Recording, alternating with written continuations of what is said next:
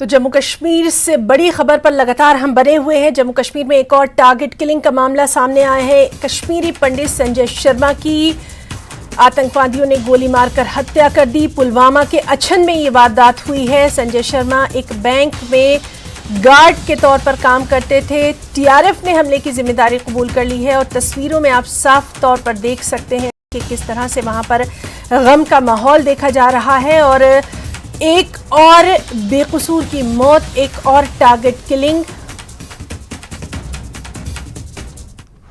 फिर से एक टारगेट किलिंग और संजय पंडिता का बलिदान हुआ। लगातार जो टारगेट किलिंग चल रही थी उस पर रोक लगाई गई थी और सुरक्षा बलों ने काफ़ी, लेकिन फिर से इस प्रकार की घटना होना चिंताजनक है। स्वाभाविक है कि हम जो एक नॉर्मलसी की ओर हम बढ़ रहे थे उसमें कहीं ना कहीं आड़ आती है, तो उनके परिवार के प्रति संवेदना व्यक्त करता हूँ। मिलिटेंट ऑर्गेनाइजेशन लगातार सतर्क रहती है और जो 40 साल से व्यक्ति वहाँ पर रह रहा था उसको निशाना बनाया जाना दुखद है। जल्द ही इन लोगों को ढूंढ लिया जाएगा। प्रशासन और सुरक्षा बल अपना काम करते ही हैं, तभी पहले से जो लगातार पत्थरबाजी यहाँ पर जो कैलेंडर जारी होते थे उन पर रोक तो लगी है। तो मुझे लगता है कि प्रशासन फिर से एक नीति चेंज करके इन पर अपना संज्ञान ले। कि आज जो पुलवामा में इंसिडेंट हुआ है, हम उसकी कड़ी अल्फाजों में मजम्मत करते हैं और हम उन ताकतों को कहना चाहते हैं कि इससे यहाँ का भाईचारा खत्म नहीं होगा। हम यहाँ सदियों से रह रहे हैं और हम हमेशा साथ रहेंगे और साथ मिलकर इस भारत देश के लिए काम करेंगे।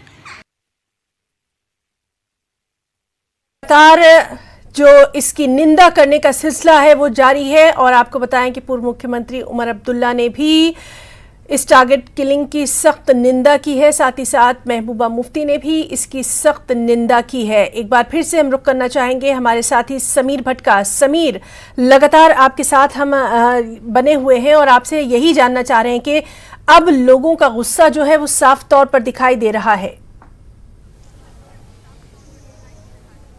बिल्कुल, आपने सही कहा। जब जिनसे हमने बात की है वो यही कह रहे हैं कि ये जो टारगेट किलिंग का सिलसिला है ये बंद होना चाहिए। कब तक ये टारगेट किलिंग, कब तक मासूम लोगों की जानें चली जाएंगी? देखिए, इसमें कोई हिंदू या मुस्लिम की बात नहीं है। ये सभी जो इनोसेंट है, चाहे किसी भी कम्युनिटी से है, उनको जब मारा जाता है तो ये बिल्कुल ही कंडेमनेबल है। इसकी कोई भी जो है उसकी जो जितनी मजम्मत की जाए वो कम है। लेकिन हमें ये देखना पड़ेगा जो टारगेट किलिंग का सिलसिला जब से शुरू हुआ है और स्पेसिफिकली बहुत ज्यादा पिछले अगर 2-3 साल की बात करें तो ज्यादातर जो माइनॉरिटीज हैं उनको वहां खौफजदा किया जा रहा है। माइनॉरिटी कम्युनिटी से ताल्लुक रखने वाले और नॉन लोकल्स जो हैं, जो बाहर से वहां जॉब करने आते हैं या मजदूरी करने आते हैं, उनको भी निशाना बनाया जाता है। और जो कश्मीरी पंडित वहां पे एम्प्लॉयज हैं या रिजर्व कैटेगरी के एम्प्लॉयज जो जम्मू से वहां एम्प्लॉयमेंट के लिए गए हैं, नौकरी कर रहे हैं, चाहे एजुकेशन में हो, चाहे फाइनेंस में हो, रेवेन्यू में हो या बाकी सेक्टर्स में हो, उनको भी निशाना बनाया जा रहा है। और जो लोग वहां रहते हैं, जिन्होंने कश्मीर नहीं छोड़ा, जिन्होंने ये कहा कि नहीं उनको कश्मीरियत पर विश्वास है, उनको भी निशाना बनाया जा रहा है। तो ऐसी सूरत हाल में सेंट्रल गवर्नमेंट तो कह रही है, बहुत दावे हो रहे हैं, स्टेट एडमिनिस्ट्रेशन भी कह रही है, सिक्योरिटी फोर्सेस भी कह रहे हैं, एजेंसीज कह रही है, लगातार दावे आ रहे हैं कि हमने स्टोन पेल्टिंग को खत्म किया, हमने वहां कोई हड़ताल नहीं होती है, मिलिटेंसी का ग्राफ कम है, मिलिटेंट बहुत सारे मारे गए हैं, जो आतंकवादी मारे जा चुके हैं। लेकिन सवाल पैदा होता है कि जो ये टारगेट किलिंग का सिलसिला है ये कब तक बंद होगा, कब बंद होगा? इसमें सारे मारे जा रहे हैं। आप देख लीजिए, किसी को छोड़ा नहीं जा रहा, धमकियां आ रही हैं, सोशल मीडिया का यूज किया जाता है, बराबर ये चीज चलन शुरू हुआ। और अगर हम 22 की बात करें तो 22 में ये चलन बढ़ा है और 23 में अब फिर दोबारा ये फरवरी के महीने में दूसरे महीने में ही 26 तारीख को 26 तारीख को ये किलिंग होती है। तो कहने का मतलब है कि इस वक्त जो सिक्योरिटी अपैरेटस है उसको किस तरह से रिवैम्प किया जाए, उसकी जो एग्जिस्टेंस अपैरेटस है उनको किस तरह से मजबूत किया जाए, ये सरकार पर डिपेंड है। सरकार को करना पड़ेगा। सिक्योरिटी, लोगों की, आम लोगों की सिक्योरिटी और सेफ्टी को सुनिश्चित करना सरकार का दायित्व है। और लोग भी यही चाहते हैं कि ऐसी किलिंग्स ना हो। जो अमन पसंद लोग हैं, चाहे वो कहीं भी रहते हैं, दुनिया के किसी भी कोने मुस्लिम है, वो किसी भी तरीके से इस जैसी किलिंग को सपोर्ट नहीं कर सकते, उसकी मजम्मत ही कर रहे हैं और हर कोई कर रहा है। असल से जो अशोक पारमू है जिन्होंने माइग्रेशन की थी, उनका ये कहना है कि संजय जो है वो एक गरीब लड़का था, उन्होंने उनको बोला भी था कि वो जम्मू आ जाए, यहाँ पे उनको काम सिखाएंगे, लेकिन उन्होंने कहा कि नहीं, मैं कश्मीर में रहना चाहता हूं क्योंकि मुझे वो अपने नेबर्स पे, हमसायों पर भरोसा है, वो मेरी सेफ्टी करेंगे। लेकिन ये बात सही बात भी है, जब गोली आती है, जब बंदूक लेकर आता है, उसके सामने किसी की बनती नहीं है, सुनती नहीं है, ना उसके सामने कोई टिक नहीं पाता है। ये बड़ा कंसर्न है। और जो सेफ्टी वहां सिक्योरिटी के लिए लोगों को रखा गया है, माइनॉरिटीज के लिए, देखिए गवर्नमेंट ने क्या किया है, जहां जहां माइनॉरिटीज के लोग रहते हैं उनकी सेफ्टी के लिए वहां पे पिकेट्स बनाए गए हैं और वो बहुत पहले से बनाए गए हैं। लेकिन प्रॉब्लम यह है कि जो ये सिक्योरिटी पिकेट्स हैं, वहां कुछ पुलिस वाले होते हैं, वो एक ही मकान की सुरक्षा करते हैं, और जब ये जो माइनॉरिटी से ताल्लुक रखने वाले लोग अपने घरों में होते हैं तो उनकी सिक्योरिटी सेफ्टी हो जाती है। लेकिन आप ये देखिए, इस हाल में भी राकेश पंडिता जो त्राल में रहता था, उसकी तब भी हत्या की गई थी।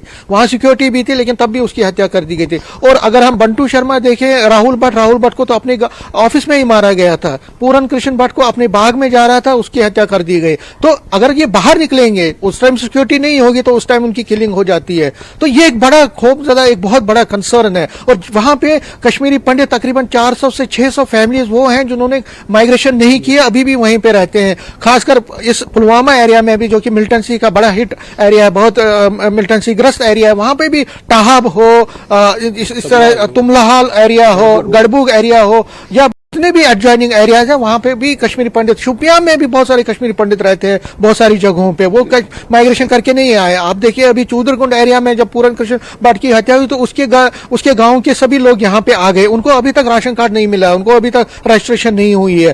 तो गवर्नमेंट तो चाहती है कि कश्मीरी पंडित वहां रहे, गवर्नमेंट उनको कह रही है कि आप रहिए। हमारे साथ इस वक्त एक और खास मेहमान नदमुस साकिब साहब मौजूद हैं, स्पोक्स पर्सन हैं पीडीपी के। सर, आपसे फर्स्ट रिएक्शन जानना चाहेंगे टारगेट किलिंग पर। देखिए, बहुत अफसोसनाक वाकया है, सानिया है कि जो हमारे कश्मीरी पंडित भाई थे, कश्मीरी स्पीकिंग हिंदू जो यहाँ पे थे, उनको टारगेट किया गया है, शॉट है। तो बहुत ही दुखद है ये, आम सिविलियन को टारगेट करना, जो निहत्ते हैं उनको, वो खास तौर पर एक कम्युनिटी पे, मतलब जो हम देख रहे हैं कि एक इंतजामिया हम देख रहे हैं जो लगता है पैरालिसिस मोड में चली गई है और दिन दहाड़े एट विल लोगों को मारा जा रहा है। तो दूसरी जानिब हमारे कुछ वाइसरॉयज यहाँ पे है, या जो अभी यहाँ पे जो निजाम चला रहे हैं, वो लगता है कि कहीं गहरी नींद में है, ख्वाब गफलत में है, और ये बताना चाह रहे हैं, ये दर्शाना चाहते हैं हर जगह की जम्मू कश्मीर जो है वो नॉर्मल हो गया, जम्मू कश्मीर जो है ठीक हो गया, हमने अमन ला लिया, वी हैव एस्टैब्लिश्ड पीस।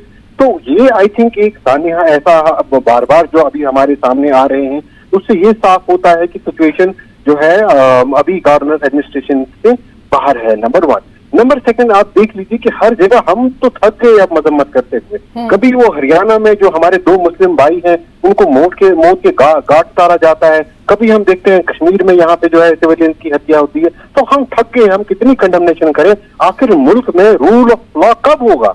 हम बार बार ये जो बीजेपी गवर्नमेंट है पूरे मुल्क में ढिढोरा करती है कि देखिए जी अब कहीं राइट्स नहीं है, कहीं ये नहीं है, बट हम जो रियलिटी है कि आज आप देखिए इंडिविजुअल सतह पे, चाहे वो हरियाणा में हो, चाहे वो कश्मीर में हो, यहाँ आपसे एक बात जानना बहुत जरूरी है। आपसे हम जानना चाहेंगे, सियासी बयानात तो लगातार जारी है, सियासी बयानात होते रहते हैं, लेकिन आखिर यहाँ पर एक मासूम की हलाकत हुई है, एक ऐसा इंसान जो कि अपनी रोजी रोटी के लिए वहां पर था, और सबसे बड़ी बात यह है कि ये तमाम उन लोगों को टारगेट किया जा रहा है जो कि सरजमीन कश्मीर को नहीं छोड़ना चाहते हैं, अपनी जड़ों से जुड़े रहना चाहते हैं। तो क्या उनको इस तरह से सजा दी जाएगी? इसको तो कंडेम करना होगा।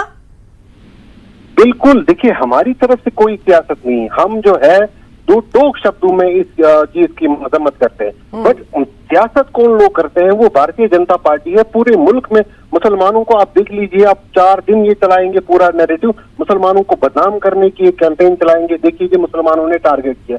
बट कभी जब मुसलमान यहाँ पे कश्मीर में मरते हैं, कभी उस पर डिबेट नहीं होता है, कभी उससे बात नहीं होती है। आए दिन कश्मीरी सिविलियंस, कश्मीरी मुसलमान जो माइनॉरिटी के यहाँ पे लोग हैं, वो उनकी किलिंग्स होती हैं। पूरे मुल्क में जो है, अभी आपने देखा हरियाणा में कैसे किलिंग। सर अगर हम बहुत ही आपसे मुद्दबाना गुजारिश है मेरी कि अगर हम इस टारगेट किलिंग की बात करें जो कि लगातार वहां पर देखी जा रही है, क्योंकि अभी भी वहां पर ऐसी फैमिलीज हैं, हमारे साथी लगातार उनसे बात कर रहे हैं जिनमें खौफ देखा जा रहा है, उनमें किस तरह से हिफाजत का एहसास जगाया जाएगा? एक सियासी रहनुमा के तौर पर नहीं, एक कश्मीरी नौजवान के तौर पर आप बताइए। यहाँ पर हमारा दिल जो है वो दुखता है जब हमारे कश्मीरी पंडित भाई जो पिछले 6 महीनों से सड़कों पे थे और अपनी हिफाजत के लिए जम्मू सिर्फ महज उन्होंने एक ट्रांसफर मांगी, और इस इंतजामिया ने, एलजी इंतजामिया जो एक डिक्टेटर के तौर पे काम करती है, उनको वो ट्रांसफर नहीं कर पाई जम्मू। उनको बोला कि आप अपनी जान की जो है बलि दे दो, मगर हम आपका ट्रांसफर नहीं करवाएंगे, हम आपको जम्मू शिफ्ट नहीं करवाएंगे। क्यों? क्योंकि ताकि पूरे मुल्क में ये बेचे कि जम्मू कश्मीर में हमने 5 अगस्त के बाद अमन लाया है, जो हकीकत से परे है। आप देख लीजिए, आपने जैसे कहा कि एक मासूम न्याते इंसान को जो है मौत के घाट उतारा जाता है, और हुकूमत क्या हाथ पे हाथ धरे रहती है? आखिर कौन? देखिए, मैं सिक्योरिटी प्रोवाइड नहीं कर सकता हूँ एज ए कॉमन कश्मीरी, मैं सिर्फ मजम्मत कर सकता हूँ इस इंसिडेंट की, बट सिक्योरिटी प्रोवाइड करना तो हुकूमत का काम है, एडमिनिस्ट्रेशन का काम है। आप देख लीजिए, पिछले 3 सालों से उन्होंने हर जगह रेड, हर जगह जम्मू कश्मीर के हजारों नौजवान जो जेलों में बंद है। अगर इतनी कब्जन लगाने के बाद, इतनी जो है दहशत मचाने के बाद, अगर अमन आपका तब भी नहीं एस्टैब्लिश होता है, तो अमन आएगा कब? सवाल तो करने हैं ना, कोई तो जिम्मेदार जी को तो जवाब देना पड़ेगा कि आखिर ये क्यों मर रहे हैं, आखिर ये क्यों अपनी जान की बलि देते हैं? आपने इनको जम्मू क्यों नहीं शिफ्ट किया? एलजी जो साहब जो 6 महीने, आपको याद होगा सुनील भट्ट वाला इंसिडेंट, 6 महीने से उन्होंने अपॉइंटमेंट मांगी थी एलजी एडमिनिस्ट्रेशन को, सिक्योरिटी मांगी, क्यों नहीं दी? क्यों नहीं दी? आखिर सवाल तो कर रहे हैं ना। अगर आप ये बताएं कि मैं सवाल भी ना करूं और मैं चुप रहूं, तो बात कैसे बनेगी? ये तो फिर किलिंग कंटिन्यू हो जाएंगी। तो आज जो टारगेट किलिंग हुई है, एक बेकसूर को जिस तरह से मारा गया, अपनी फैमिली के साथ थे, इतवार का दिन है, जिस तरह से आम हिंदुस्तानी गुजारता है एक छुट्टी का दिन, उसी तरह से वो थे, उनको जिस तरह से मारा गया है, इसको किस तरह से कंडेम्ड करेंगे? क्योंकि आपके जरिए ये बात बहुत दूर तक फैलनी चाहिए कि किस तरह से वहां पर अब अमन की कोशिशों में सियासी पार्टियों से उठकर एक इंसान के तौर पर सब सामने आएंगे। कश्मीरियत में निहत्तों को मारना, ये हम नहीं बर्दाश्त करेंगे। और हमने आज नहीं, हमने बारहा, हर बारी जहां पे हमें मौका मिले, जहां पे हमारी जरूरत हो बात करने की, वहां पे हमने इसके खिलाफ बात की है और ये कहा है कि ये कश्मीरियत से परे है, ये कश्मीरियत का खून है। ये सिर्फ जो आज वहां पे किलिंग हुई, ये सिर्फ एक सिविलियन नहीं, बल्कि कश्मीरियों जो न्याते से कश्मीरियत है, हमारी इंसानियत है, ये उसका भी खून है। और हम उस ज़मीन में 12 बात करते हैं। मगर जनाब, आप हमें ये बताइए खुदारा कि हम आपसे सवाल करते हैं कि आखिर ये लोग कब तक, कश्मीरी पंडित कब तक अपनी जाने देंगे? आप क्यों नहीं कोई एक्शन करेंगे? यहाँ अमन आएगा कब? मेरा सिर्फ इतना सवाल है। देखिए, मैं तो कंडेमनेशन करता रहूंगा और मैं थक भी गया हूँ कंडेमनेशन करते करते, पर अमन आएगा कब? जी बिल्कुल, तो बहुत बहुत शुक्रिया आपका अदा करना चाहेंगे नजमुल साक़ी साहब, न्यूज़ 18 जम्मू कश्मीर से बात करने के लिए, और लगातार इस बेहद अहम खबर पर जो तमाम तर रिएक्शन है वो हम अपने दर्शकों के सामने ला रहे हैं। यहाँ रुकना चाहेंगे एक छोटे से ब्रेक के लिए, कहीं जाइएगा नहीं, फौरी हाजिर होते हैं।